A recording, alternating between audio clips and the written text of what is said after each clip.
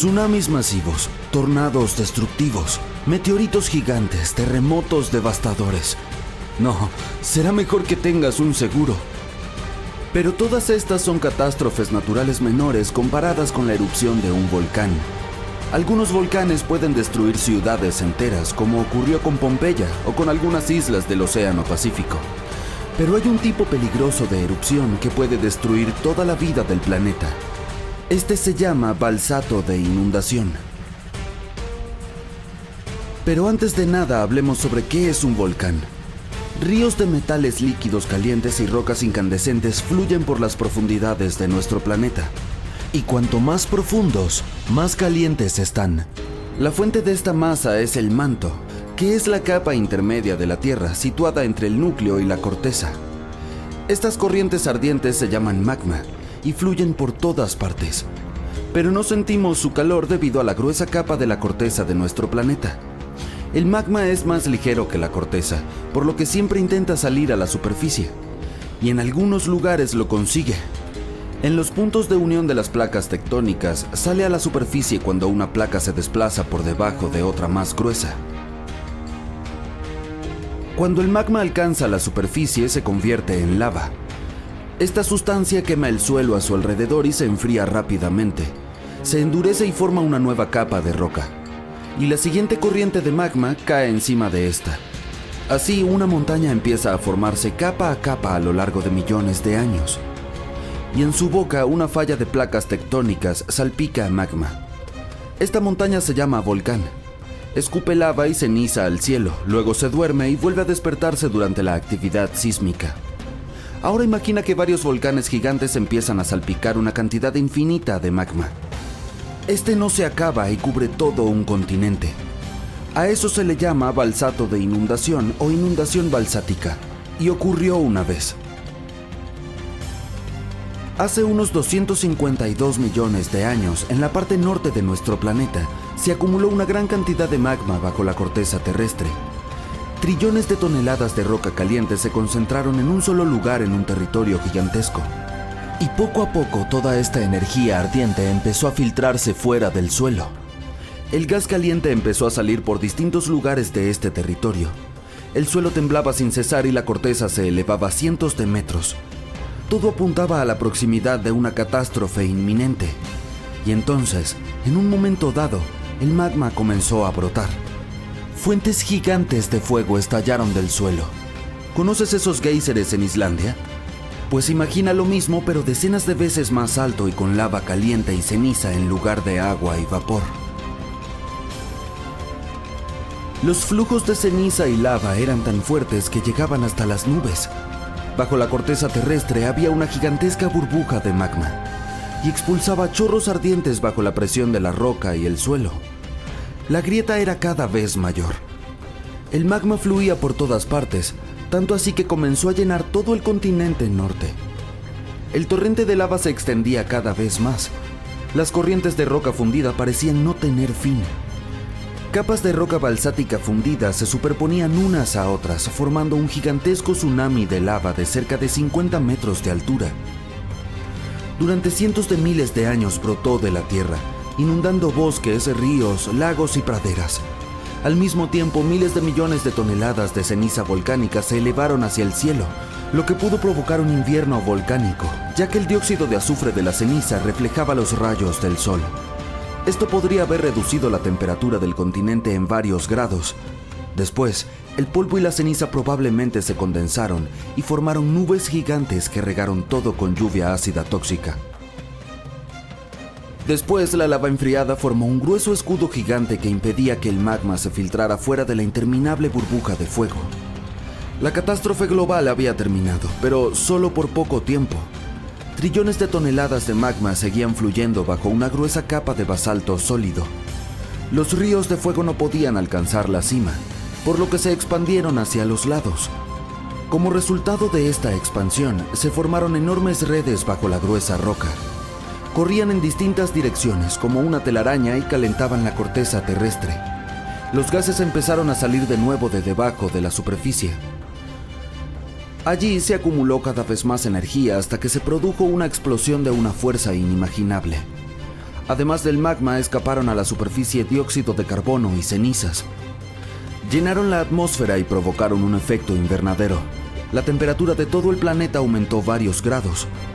Esta liberación provocó otra catástrofe que comenzó en el océano. Había depósitos de metano, un gas explosivo en el lecho marino.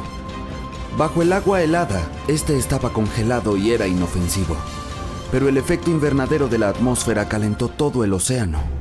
Millones de toneladas de metano empezaron a subir a la superficie. Este gas es más potente que el dióxido de carbono. Por eso, cuando entró en la atmósfera, las temperaturas de la Tierra volvieron a aumentar. Todo el globo se convirtió en una sauna caliente. En lugares antes frescos y húmedos, la temperatura alcanzó las del Sahara moderno.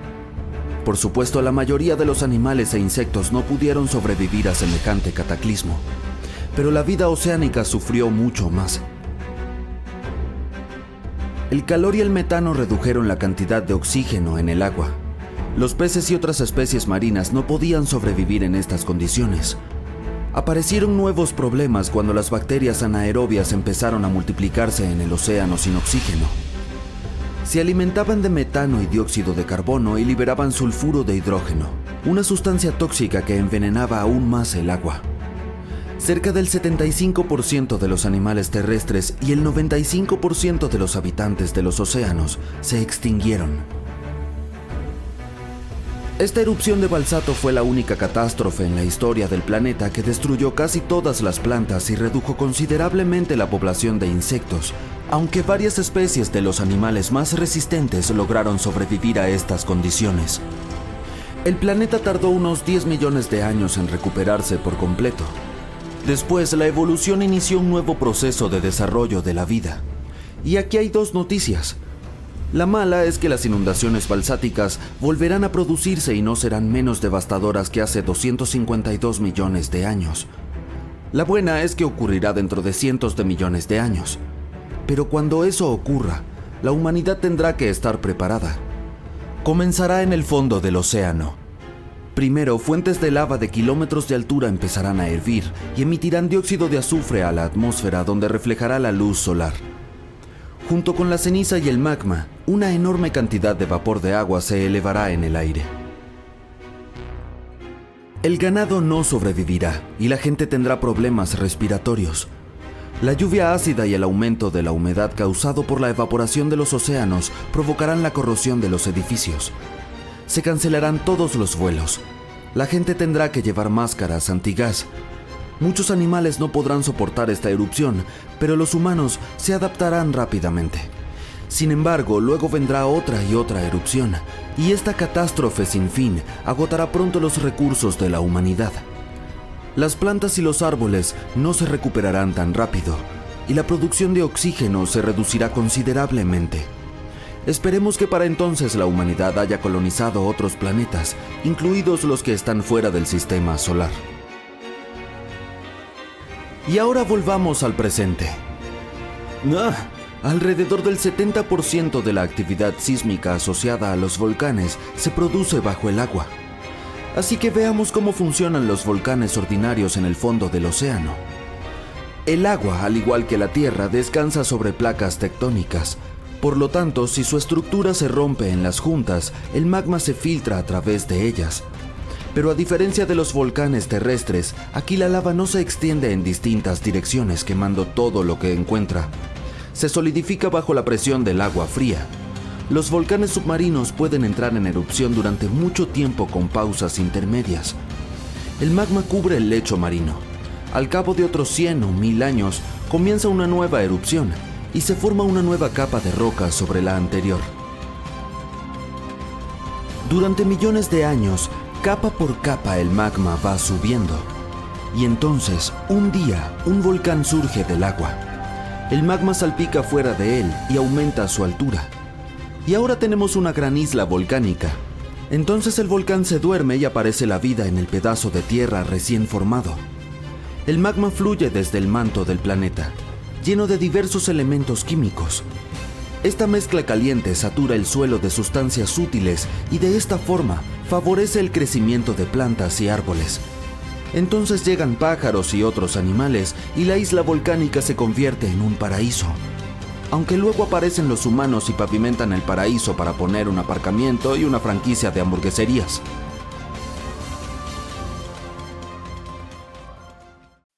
Un terremoto de magnitud 15 tiene el potencial de destruir completamente nuestro planeta y evaporar toda el agua en cuestión de segundos, dejando la Tierra inhabitable.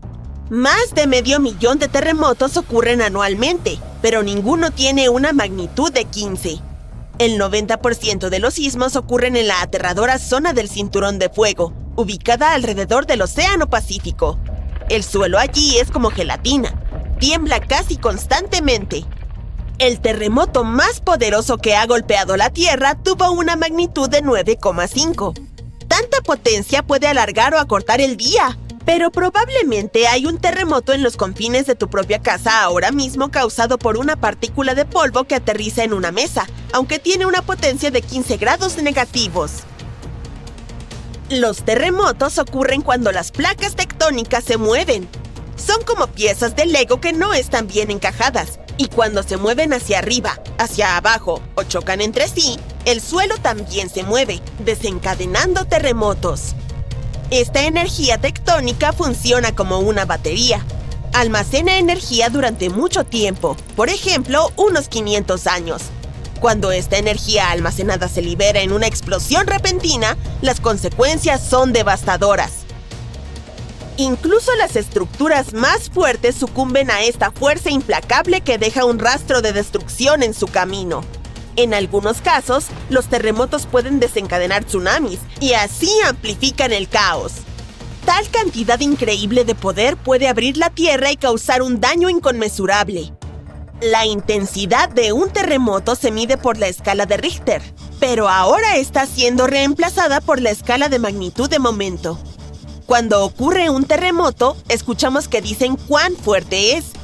Suele ser de 1 a 10. Afortunadamente, aún no hemos tenido un terremoto de 10 en la escala de Richter. El terremoto más potente que ha ocurrido en la historia moderna sucedió en Chile en los años 60.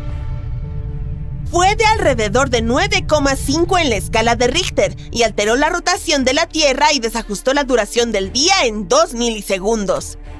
También desencadenó un enorme tsunami y afectó una vasta área de 250,000 kilómetros cuadrados. La escala de Richter en realidad no tiene un límite. Sin embargo, no es necesario medir algo por encima de 25, porque si eso sucediera, simplemente nos convertiríamos en polvo y a nadie le importaría medir ese desastre. Como dijimos, el terremoto más fuerte tuvo una magnitud de 9,5. Si esta magnitud hubiera sido solo medio más fuerte, habría creado una línea de ruptura de 3.500 kilómetros de largo. Eso es casi 7 veces el tamaño de Wyoming. Un terremoto de magnitud 11 crearía una grieta alrededor del mundo. Enormes tsunamis golpearían las zonas costeras destruyendo todo, y la Tierra entraría en una terrible crisis ambiental. Si te gusta el senderismo, tendrías nuevas montañas para explorar, creadas por el aterrador terremoto. Incluso la temperatura podría aumentar debido a las erupciones volcánicas y los gases de efecto invernadero resultantes. Nuestro planeta se convertiría en un horno caliente. Los lugares más seguros serían los que se encuentran lejos de cualquier edificio, mar, océano y montañas, donde existiría una baja probabilidad de deslizamientos de tierra. Los países no preparados para terremotos serían totalmente destruidos y las ciudades se convertirían en montones de escombros y polvo. Subir en la escala de Richter solo empeoraría las cosas. Pero no te preocupes, un terremoto de esa magnitud es imposible. La corteza terrestre no tiene suficiente energía para producir semejante desastre. Pero hay algo que tiene mucho más poder y puede producir megaterremotos. Los asteroides tienen el poder suficiente para destruir nuestro planeta, como todos sabemos por la experiencia de los dinosaurios. Ese asteroide tenía alrededor de 10 kilómetros de largo y causó enormes daños al planeta.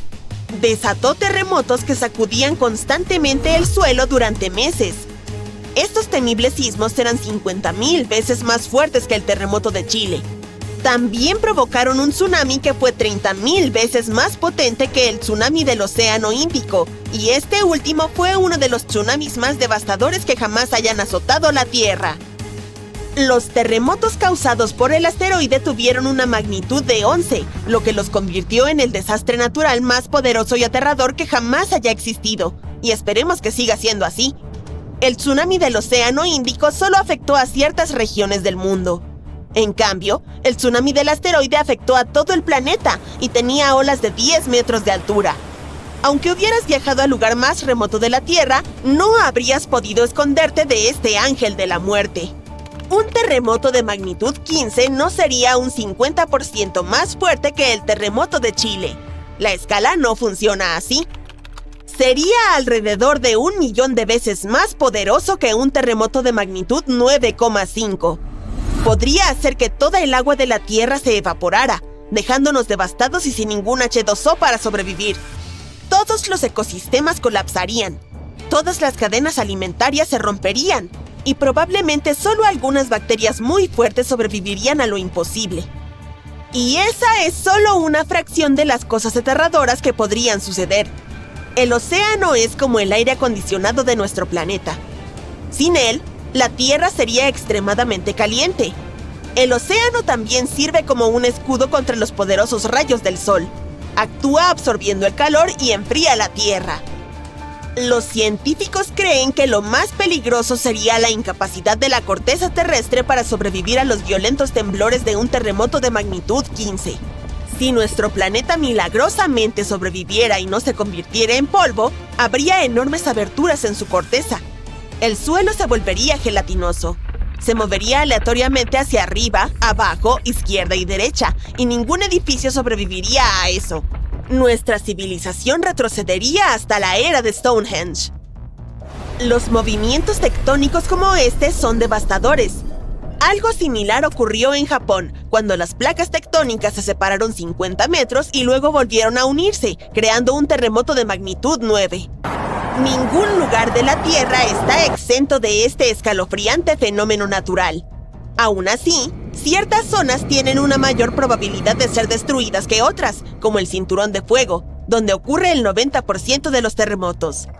Este es un lugar donde hay terremotos casi todos los días. El Cinturón de Fuego se encuentra en el Océano Pacífico. Forma un anillo alrededor de los continentes que rodean al Pacífico. Allí, varias placas tectónicas convergen, creando un terreno altamente inestable. Para hacer el problema aún más aterrador, el 75% de los volcanes activos se encuentran en esta zona. El 90% de los volcanes inactivos también están allí, lo que hace a este lugar extremadamente peligroso. Los científicos estudian con detenimiento esta región para encontrar una forma de predecir cuándo podría ocurrir el próximo terremoto. El Cinturón de Fuego no es el único lugar que tiene riesgo de terremotos. En California, a lo largo de la falla de San Andrés, 2 placas tectónicas han almacenado energía durante más de 200 años. La falla de San Andrés tiene una longitud de 1.150 kilómetros y tiene el potencial de producir un terremoto catastrófico.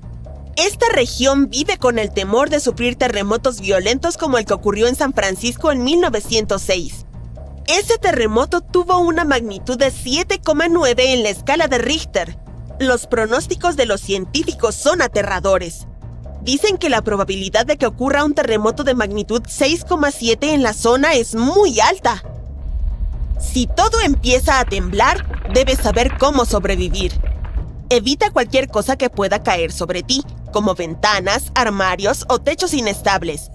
La frase oficial de los expertos en emergencias es: agáchate, cúbrete y agárrate. Mantente cerca del suelo, escóndete bajo algo estable, como una mesa, y quédate allí hasta que deje de temblar. Asegúrate de permanecer en tu refugio 1 minuto o 2 más, en caso de que haya réplicas o escombros sueltos. Usa tu nariz y huele si hay gas. Si lo hueles, no prendas las luces ni hagas nada que pueda encenderlo. Mantente fuerte y a salvo. Antes de que un terremoto sacuda el suelo, algo furtivo podría suceder. Un movimiento lento y silencioso sin ninguna sacudida. Nadie está consciente de que justo bajo sus pies, la Tierra junta fuerzas para temblar violentamente y causará estragos, destrucción y devastación.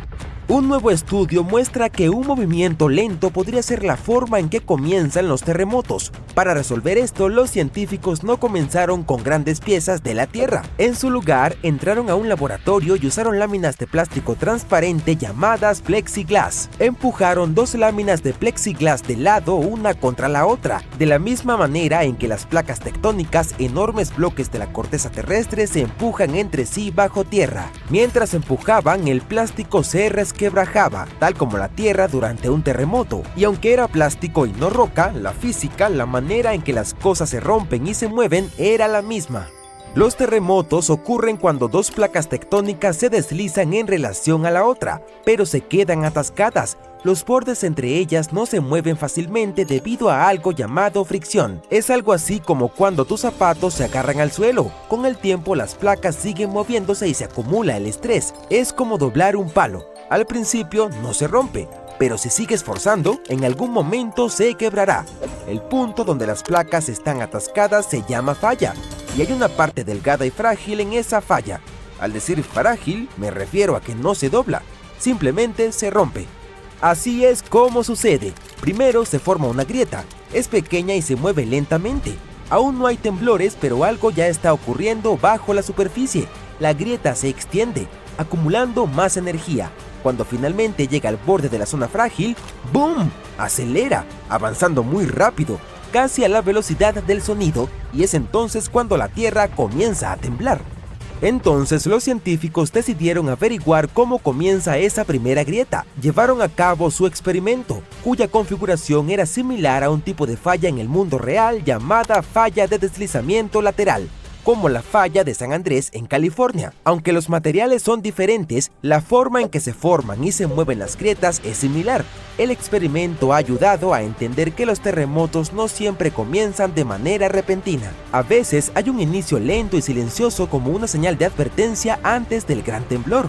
Esta etapa temprana de un terremoto se llama frente de nucleación. Es como una semilla de una grieta que avanza con suavidad a través del material mucho antes de que ocurra cualquier ruptura real. Este movimiento silencioso y lento no libera energía en el entorno. Al principio, los científicos pensaban en las grietas como simples líneas unidimensionales, como un rascón recto en el papel, pero algo no cuadraba. El frente de nucleación de movimiento lento no se comportaba como una grieta rápida normal y no estaba claro por qué ni cómo de repente aceleraba y se convertía en un terremoto. La respuesta llegó cuando se dieron cuenta de que tenían que pensar en 2 dimensiones en vez de una.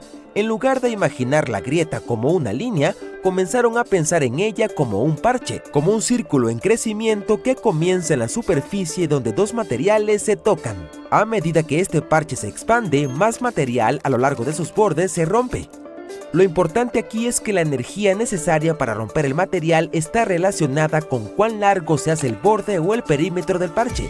Cuanto mayor es el perímetro, más energía se necesita para seguir rompiendo. Por eso, este parche se mueve lento al principio. Aún no provoca la sacudida violenta que asociamos con un terremoto. ¿Cómo se mueve sin enviar ondas de sacudida? A esta etapa se le llama asísmica. Eventualmente, el parche de grieta en crecimiento se extiende más allá de la zona frágil especial donde los materiales están atascados. Fuera de esta zona, la energía necesaria para seguir rompiendo el material ya no aumenta. En cambio, ahora hay energía adicional acumulándose, más de la necesaria para que la grieta crezca lentamente. Esta energía extra no se queda en silencio. De repente, potencia la grieta para que se mueva mucho más rápido, convirtiéndola en una ruptura a toda velocidad. Ese es el momento en que comienza el terremoto y el suelo empieza a temblar. Estos hallazgos ayudan a explicar cómo los terremotos pueden comenzar de manera lenta y silenciosa antes de volverse tan peligrosos. Muestran que pequeñas y lentas grietas pueden transformarse de repente en poderosas rupturas que se mueven rápidamente si las condiciones son adecuadas. Los científicos creen que si pueden aprender a detectar la etapa sísmica antes de que una grieta acelere, algún día se podrían predecir los terremotos o al menos comprender mejor las señales de advertencia. Aunque los terremotos son el tercer tipo más común de desastre natural, causan el mayor número de víctimas mortales. La NASA desempeña un papel importante en el estudio de los terremotos utilizando satélites que orbitan la Tierra. Estos satélites recolectan datos e imágenes que muestran cómo cambia el suelo después de estas sacudidas. Por ejemplo, pueden detectar cuando la Tierra se desplaza, se eleva, se hunde o se agrieta. Estos cambios en la superficie ayudan a aprender más sobre la fuerza e impacto de los terremotos. Los satélites de la NASA también pueden rastrear cambios en las luces nocturnas. Si una ciudad se queda a oscuras después de un sismo, es una clara señal de que el área perdió energía y necesita ayuda. Bien, ¿qué tal si hablamos sobre los mitos más comunes acerca de los terremotos, como el de los megaterremotos? Algunas personas se preocupan por terremotos extremadamente grandes, pero hay un límite en cuanto a lo grandes que pueden ser. El tamaño de un terremoto depende del tamaño de la falla donde ocurre. Una falla más larga y profunda puede provocar un terremoto más grande.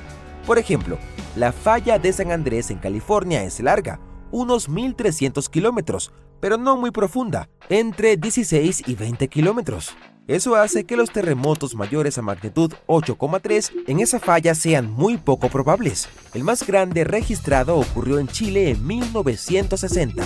Tuvo una magnitud de 9,5 y fue en una falla enorme que tenía casi 1.600 kilómetros de largo y 240 kilómetros de ancho. Técnicamente no hay un límite establecido en la escala de magnitudes, pero un terremoto de magnitud mayor a 12 necesitaría una falla más grande que la Tierra, lo cual no es posible. Los terremotos pueden ocurrir cerca de la superficie o en la profundidad. La mayoría se produce en la corteza terrestre o en el manto superior hasta unos 800 kilómetros bajo tierra, pero los más profundos ocurren en la zona de subducción, lugares donde una parte de la corteza terrestre se desliza debajo de otra. En California, casi todos los terremotos ocurren en los primeros 25 kilómetros de la corteza. Una excepción es la zona de subducción de Cascadia en el norte de California, que se extiende hacia el norte pasando por Oregón, Washington y Canadá. Otro error común es pensar que el suelo puede abrirse durante un terremoto, pero eso generalmente solo sucede en las películas. Una grieta gigante que se abre y se traga cosas durante un terremoto es solo ficción. En la vida real, el suelo a ambos lados de una falla se desliza uno junto al otro. No se separa ni se abre de par en par. Pueden producirse pequeñas grietas o agujeros durante los deslizamientos de tierra, pero no a lo largo de la línea de falla en sí. Las fallas no se abren porque si lo hicieran, no habría fricción, y sin fricción, no habría terremoto. Ahora, algunos piensan que California podría desprenderse y hundirse en el océano durante un terremoto, pero así no funciona. El fondo del océano es tierra más baja, con agua encima. California no puede caer. Lo que realmente está sucediendo es que el suroeste de California se está deslizando lentamente hacia el norte en dirección a Alaska, a lo largo de la falla de San Andrés. La placa del Pacífico, sobre la cual se encuentra California, se mueve unos 5 centímetros por año, más o menos a la misma velocidad que crecen las uñas. Así que en unos 15 millones de años, Los Ángeles y San Francisco podrían ser vecinos, y en 70 millones de años, Los Ángeles podría estar cerca de Alaska. La gente se pregunta si una réplica puede ser más grande que el terremoto en sí. Las réplicas son sismos más pequeños que ocurren en la misma zona después de uno más grande. Son como la manera en que nuestro planeta se estabiliza después del temblor principal. Pero si una réplica resulta ser mayor que el primer terremoto, entonces llamamos al más grande la sacudida principal, y el anterior se convierte en un presagio sísmico. Alrededor del 5% al 10% de los terremotos de California son seguidos por uno más fuerte en el plazo de una semana. También es posible que dos sismos de la misma zona tengan magnitudes similares. Sin embargo, los terremotos muy grandes son raros, por lo que es aún más raro que dos enormes sucedan cerca uno del otro. Desde el año 2000, el mundo ha sido golpeado por más de 1.700 terremotos con una magnitud superior a 5. Muchos ocurrieron alrededor del Anillo de Fuego, ubicado cerca del Océano Pacífico.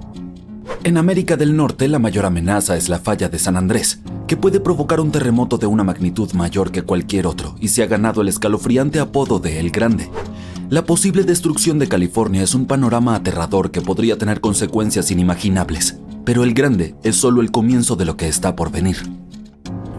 Malas noticias. Los científicos han predicho un fenómeno devastador que ocurrirá en 2030. Nos guste o no, hay un 70% de probabilidades de que experimentemos el Grande, y será un terremoto de magnitud 6,7. La falla de San Andrés provocará el Grande, pero lo aterrador es que no podemos predecirlo. Por otro lado, un terremoto importante ocurre cada 100 años. Esto significa que siempre hay tiempo para prepararse para un desastre natural. Si viajáramos al pasado, veríamos algunos terremotos significativos como los que arrasaron San Francisco y Fort Tejón. Los edificios construidos hace mucho tiempo no son a prueba de sismos, se derrumbarán. Y aunque sobrevivan, no deberías entrar en ellos. Pero los edificios no son la parte más peligrosa. Debes tener cuidado con las líneas eléctricas y las tuberías de gas. Tu casa en la colina puede ser encantadora, pero es extremadamente insegura. Durante los temblores, la colina puede convertirse en un deslizamiento de tierra gigantesco que destruirá todo a su paso. Despídete de los viajes por carretera porque todas estarán arruinadas. Deberías tener algo de agua y comida de reserva ya que no podrás ir al supermercado. Este desastre no será barato. Le costará alrededor de $200 mil millones a los Estados Unidos recuperarse del terremoto. Al menos el sismo no desencadenará tsunamis, pero hay algo que puede causar más daño que el Grande. La infame zona de subducción de Cascadia comienza en California y termina en Vancouver, Canadá. La falla de San Andrés no es nada comparada con esta zona. Puede borrar toda la costa de la faz de la Tierra. Un ejemplo de hipérbole. Las zonas de subducción se forman con placas tectónicas que se ubican una debajo de la otra mientras que se mueven. Una se llama placa de Norteamérica y la otra es la placa de Juan de Fuca. Zonas como estas no deben ser subestimadas, ya que son puntos críticos para la actividad sísmica y son muy peligrosos porque provocan enormes sismos submarinos. Pero están bajo el agua, entonces, ¿qué pueden hacernos?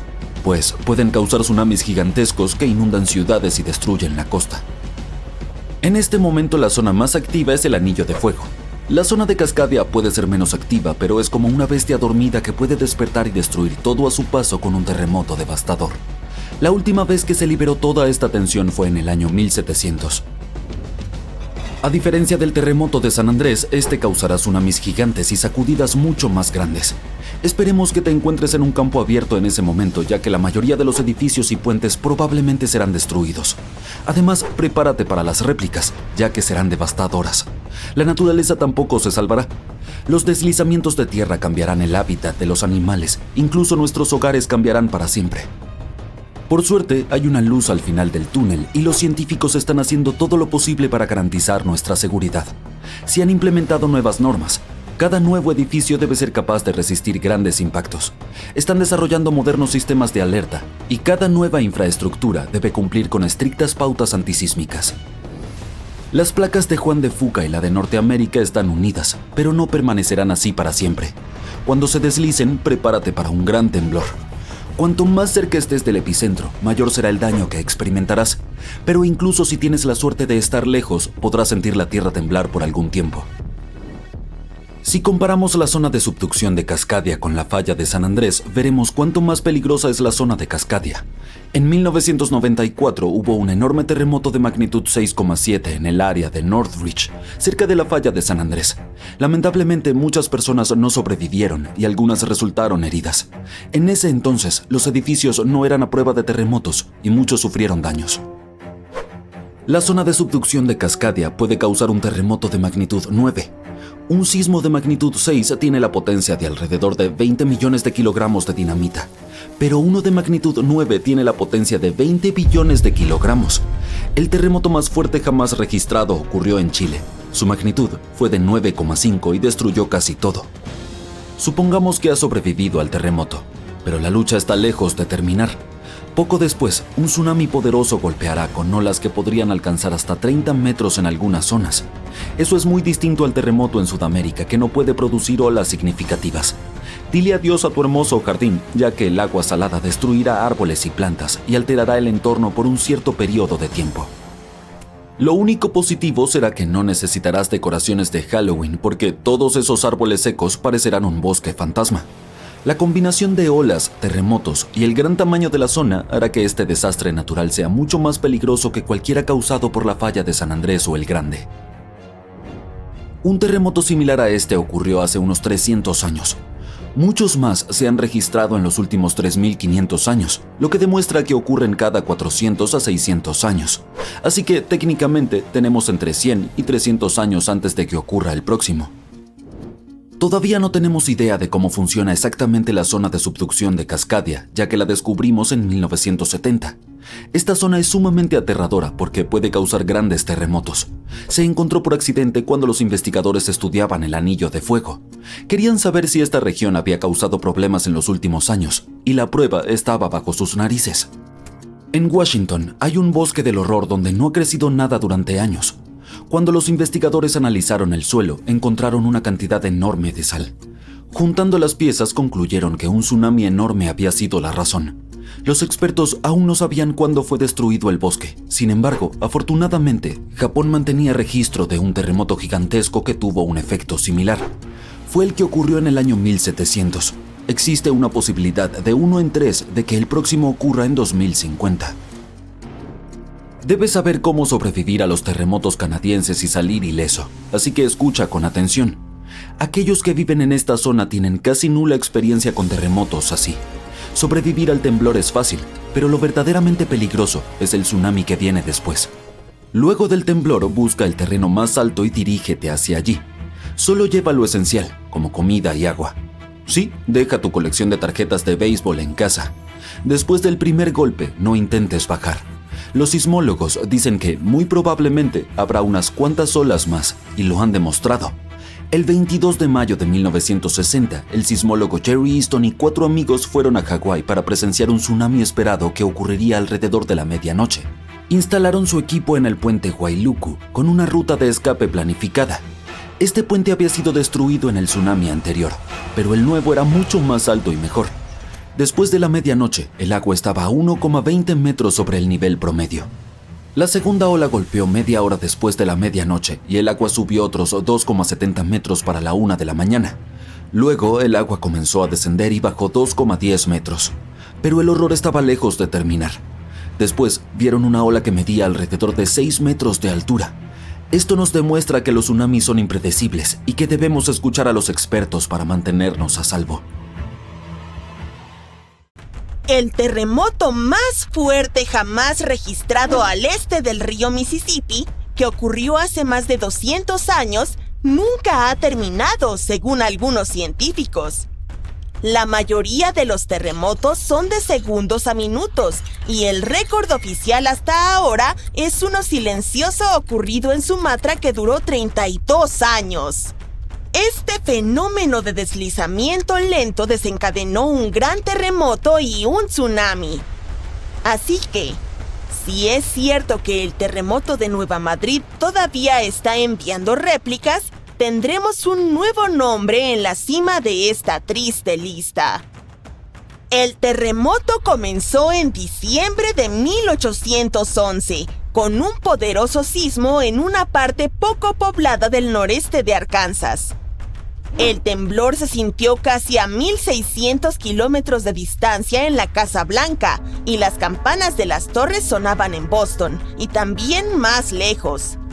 Incluso hizo que el poderoso Mississippi fluyera hacia atrás por unos minutos sobre nuevas cascadas formadas por el desplazamiento del suelo. El pueblo de Nueva Madrid, Missouri, desapareció por completo en la catástrofe. La tierra no se mantuvo quieta hasta finales de enero del año siguiente, cuando la situación se volvió grave de nuevo. Un terremoto muy fuerte golpeó esta vez cerca de la confluencia del río Ohio y el río Mississippi, justo en el talón de Missouri. Los geólogos creen que fue una ruptura en la falla de Nueva Madrid, lo que aumentó aún más la tensión en la cercana falla de Reelfoot. Justo cuando parecía que no podía empeorar, pasaron otras 2 semanas de temblores y la falla de Reelfoot se rompió profundamente bajo Nueva Madrid. En Tennessee, aproximadamente a 24 kilómetros al sur de Nueva Madrid, el levantamiento del suelo creó el lago Reelfoot. Los vapores navegaban por el río, con miles de árboles flotando y hectáreas de bosque destrozados por el terremoto.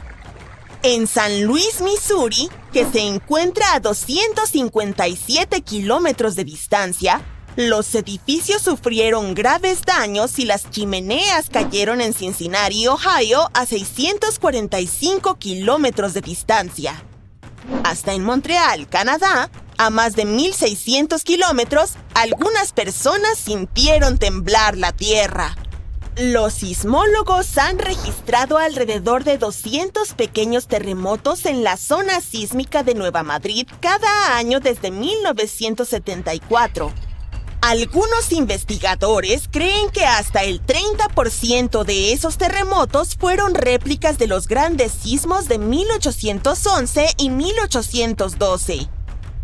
En partes de Estados Unidos, donde no hay mucha actividad tectónica, estas réplicas podrían continuar retumbando durante años, tal vez incluso siglos, después de los grandes terremotos. Las réplicas son la manera en que la Tierra libera todo ese estrés acumulado durante el terremoto principal. Cuando el suelo tiembla debido al primer sismo, ejerce una gran presión sobre las rocas cercanas.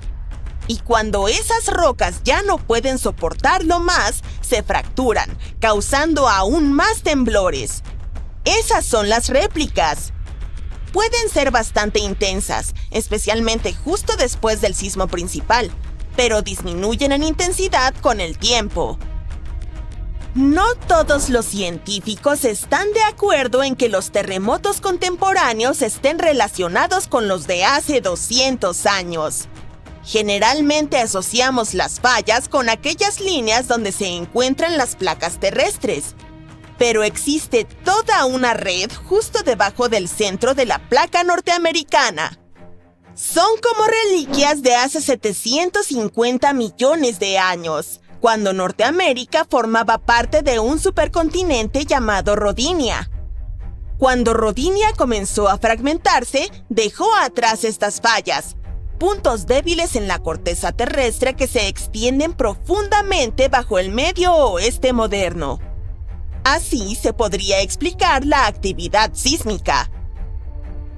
Un equipo internacional de geólogos decidió reconsiderar 3 grandes terremotos que sacudieron América del Norte para poner fin al debate. Utilizaron un nuevo método matemático llamado el vecino más cercano.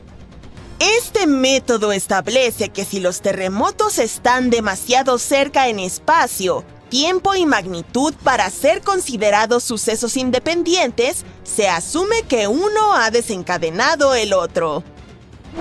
Dependiendo de cómo se interpreten los números, entre un 10 y un 65% de los terremotos recientes de la región podrían ser réplicas de esos terremotos históricos. Y un gran terremoto que afectó a Charleston, Carolina del Sur, a finales del siglo XIX podría explicar hasta un 72% de los sismos de la zona desde entonces. Sin embargo, no todos los lugares son iguales, por lo que el debate científico continúa. En 1774, el explorador británico James Cook notó un resplandor a lo lejos. Era el volcán del Monte Yasur, en Vanuatu. Este muchacho malo ha estado arrojando lava y cenizas desde entonces, y es muy probable que lo haya estado haciendo desde mucho antes. El volcán está en nivel de alerta desde octubre de 2016, lo que indica que la situación allí es bastante inestable. Incluso han delimitado un radio de 600 metros alrededor del cráter para mantener a las personas a salvo. Ha habido erupciones de intensidad baja a moderada, que expulsan ceniza, gas y vapor, y algunas explosiones más grandes que arrojan material fuera del cráter. Las imágenes satelitales han detectado algunos puntos de emisiones de dióxido de azufre, lo que muestra que Yasur todavía está preparando una gran tormenta allí abajo. Stromboli, una de las islas volcánicas cerca de Sicilia, oficialmente tiene el récord mundial Guinness como el volcán con erupciones continuas más largas. Ha estado mostrando un espectáculo de fuego durante más de 2.400 años ininterrumpidos. Los antiguos marineros lo apodaron el faro del Mediterráneo. La mayoría del tiempo, Stromboli solo expulsa esquirlas, pero de vez en cuando produce flujos de lava o expulsa fuentes moderadamente altas. A veces, también podrías ver explosiones impulsadas por vapor. Hace más de 200 millones de años, el mundo experimentó una transformación importante, no con una ni con dos, sino con 4 grandes erupciones volcánicas que cambiaron las reglas del juego. Todo ocurrió en Rangelia, un gran pedazo de tierra que solía ser un volcán gigantesco que se extendía por lo que ahora son la Columbia Británica y Alaska. Esta actividad volcánica podría haber ayudado a los dinosaurios a crecer desde criaturas del tamaño de un gato hasta los gigantes que vimos en Parque Jurásico. Además, se desencadenó una temporada de lluvias de 2 millones de años, el episodio pluvial carniano. Esto hizo que el mundo fuera cálido y húmedo, y a los dinosaurios les encantó. Los investigadores excavaron profundamente en las capas de sedimento debajo de un antiguo lago de China para descubrir estos secretos. Encontraron rastros de ceniza volcánica y mercurio, claras señales de aquellas erupciones épicas. Había trazas de carbono que mostraban enormes picos en los niveles de dióxido de carbono, lo que hacía que la atmósfera se calentara y la lluvia cayera intensamente. Todo ocurrió en 4 pulsos separados, cada uno desencadenado por esas monstruosas explosiones volcánicas. Hay un lugar en un parque nacional no muy lejos de Sydney, Australia, donde un incendio ha estado ardiendo bajo tierra durante al menos 6.000 años. Lo llaman montaña ardiente y es un incendio que se quema a través de una capa de carbón bajo la superficie. Una vez que estos incendios subterráneos comienzan, son prácticamente imposibles de extinguir. Esta bola de fuego tiene hasta 9 metros de ancho y es muy caliente, pero no tiene llama. Está ardiendo lentamente. El fuego ha estado avanzando a un ritmo de aproximadamente 1 metro por año. Un granjero lo descubrió por primera vez en el siglo XIX y pensó que era un volcán. Las personas que han vivido aquí desde hace siglos creen que este lugar es sagrado. Lo han utilizado para cocinar y para fabricar herramientas y cuentan que comenzó por las lágrimas de una viuda o por la antorcha de un héroe. Pero los expertos piensan que podría haber sido un rayo o el carbón calentándose como una parrillada de verano por la interacción con el oxígeno. Algunos dicen que podría haber estado ardiendo desde antes de que los dinosaurios vagaran por la Tierra. Nadie sabe exactamente cuánto tiempo arderá esta montaña o en qué dirección se moverá el fuego. Actualmente, el carbón tiene suficiente oxígeno para arder durante siglos e incluso milenios sin intervención humana. El fuego está calentando la montaña como un horno gigante, haciendo que se agriete y se desmorone, y atrayendo más oxígeno para alimentarse. Aunque los humanos decidan actuar, estos incendios en las vetas de carbón necesitan cargamentos de agua y nitrógeno líquido para ser controlados. Hace varios años, unos exploradores notaron que el rescoldo se acercaba a un acantilado que daba a un pequeño río. Y dependiendo de lo que decida hacer la veta de carbón a continuación, podríamos ver algunos cambios dramáticos en las próximas décadas. Podría haber llamas con mucho más calor o la veta de carbón podría profundizarse, extinguirse y apagarse lentamente.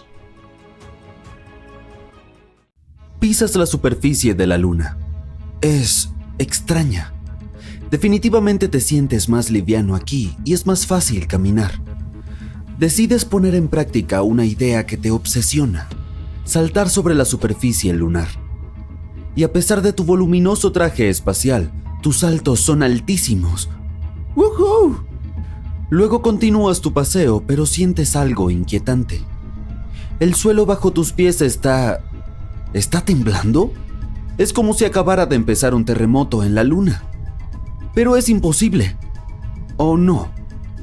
Aunque no lo creas, tu instinto no te ha fallado en absoluto. Se producen terremotos en la luna. De hecho, existen 4 tipos de sismos lunares lo suficientemente fuertes como para ser detectados a gran distancia. Los terremotos profundos se producen a casi 700 kilómetros por debajo de la superficie. También hay impactos de meteoritos. Los terremotos térmicos se producen cuando la frígida corteza lunar se expande. Ocurren cuando el sol de la mañana ilumina el satélite tras una noche lunar de 2 semanas de congelación. Y también existen terremotos poco profundos. Son los únicos similares a los de nuestro planeta. Estos temblores lunares superficiales ocurren de 20 a 30 kilómetros bajo tierra y son los más potentes y peligrosos. Entre 1972 y 1977, la red sísmica Apolo registró 28 de estos terremotos lunares. Algunos de ellos superaron los 5 grados en la escala de Richter. En la Tierra, un terremoto de este tipo es lo bastante fuerte como para agrietar los techos y mover muebles pesados. Además, los terremotos lunares de poca profundidad son muy duraderos en comparación con los terrestres. Una vez en marcha, pueden durar hasta 10 minutos. En cuanto a los terremotos terrestres, suelen durar entre 10 y 30 segundos. Los científicos aún no están seguros de las causas de los terremotos lunares superficiales ni de dónde se producen exactamente. Una de las teorías es que ocurren cuando una parte de los cráteres grandes y jóvenes se desploma. Curiosamente, la Luna y la Tierra no son los únicos lugares donde se producen terremotos. No, los científicos también han registrado sismos, temblores, vibraciones y sacudidas en otras regiones de nuestro sistema solar. Tomemos Mercurio, por ejemplo. Hace unos años se descubrió que este planeta se estaba encogiendo, y por eso se piensa que tiene algo de actividad sísmica. O Venus. Este mundo es un rompecabezas tectónico para los expertos. Por el momento no hay pruebas de que Venus tenga placas tectónicas, y es posible que nunca las haya tenido, pero su superficie presenta pliegues y fallas como si las tuviera.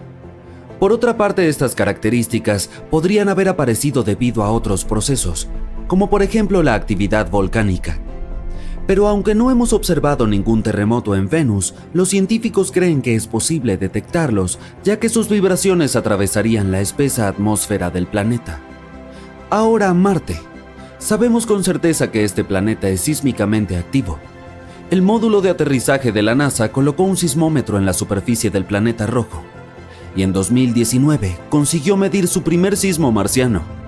Y luego se detectaron más temblores, pero eran tan débiles que, si ocurrieran en nuestro planeta, quedarían tapados por el ruido de fondo de los océanos.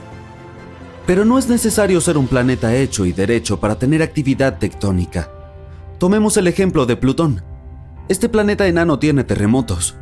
En 2014, la nave espacial New Horizons de la NASA sobrevolaba el sistema de Plutón cuando registró unas complejas características geológicas en este planeta enano. Los científicos llegaron a la conclusión de que Plutón podría sufrir temblores, o debería llamarlos plutoterremotos, cuando su océano de agua líquida se congela y descongela bajo su corteza helada. Las lunas de Júpiter, Europa e Io, y las de Saturno, Titán y Encélado también son geológicamente activas a pesar de su pequeño tamaño. En ellas podemos encontrar desde volcanes y columnas de agua hasta posibles océanos subterráneos. Apuesto a que no conoces estos interesantes datos sobre los terremotos que se producen en nuestro planeta. Hay un lugar en la Tierra en el que se producen el 90% de los terremotos. Se llama Anillo de Fuego y se extiende alrededor del Océano Pacífico desde Nueva Zelanda hasta Sudamérica. A mí me parece más bien una herradura. Los expertos afirman que estos innumerables terremotos se deben a la abundancia de volcanes que hay en esa región y al constante movimiento de las placas tectónicas. Cada año se producen en la Tierra alrededor de 500,000 de sismos, pero muchos de ellos se dan muy profundo dentro de la corteza terrestre, y solo los equipos especiales pueden detectarlos. Sentimos alrededor del 20% de los terremotos, y solo 100 de ellos causan daños. El mayor sismo registrado se produjo en Chile, En mayo de 1960, fue de magnitud 9,5 en la escala de Richter, algo realmente devastador. Durante el terremoto, los sismógrafos detectaron y registraron ondas sísmicas que viajaron por todo el mundo y sacudieron el planeta durante muchos días. En cuanto al terremoto más potente ocurrido en Estados Unidos, fue de 9,2 grados en la escala de Richter y ocurrió en Alaska. Por cierto, Alaska junto con California es el estado más propenso a los terremotos de Estados Unidos y una de las regiones con mayor actividad sísmica del mundo. Casi todos los años se produce allí un terremoto de magnitud 7. Un megaterremoto podría acortar la duración de un día en todo el planeta. La NASA afirma que los temblores realmente grandes pueden desplazar el eje de nuestro planeta y, por lo tanto, cambiar la duración del día. Por supuesto, no lo notarás, ya que este cambio se mide en microsegundos. Y un microsegundo es la millonésima parte de un segundo.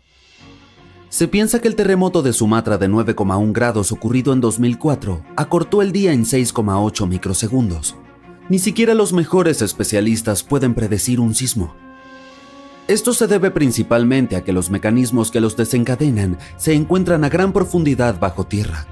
Sin embargo, hoy en día se puede calcular bastante bien la probabilidad de que en determinado lugar se desencadene un terremoto.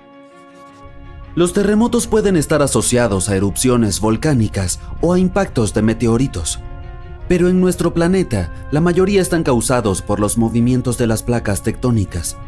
La superficie de la Tierra está formada por entre 15 y 20 placas tectónicas principales en constante movimiento. La presión aumenta cuando se desplazan y esto puede hacer que la corteza de nuestro planeta se rompa. San Francisco se está moviendo hacia Los Ángeles en este momento a una velocidad de unos 5 centímetros por año. Así de rápido crecen tus uñas. El motivo es que las dos placas en que se separa la falla de San Andrés se están deslizando en direcciones contrarias. La falla de San Andrés se extiende unos 1.200 kilómetros a través de California. Así que dentro de varios millones de años, Los Ángeles y San Francisco serán vecinos.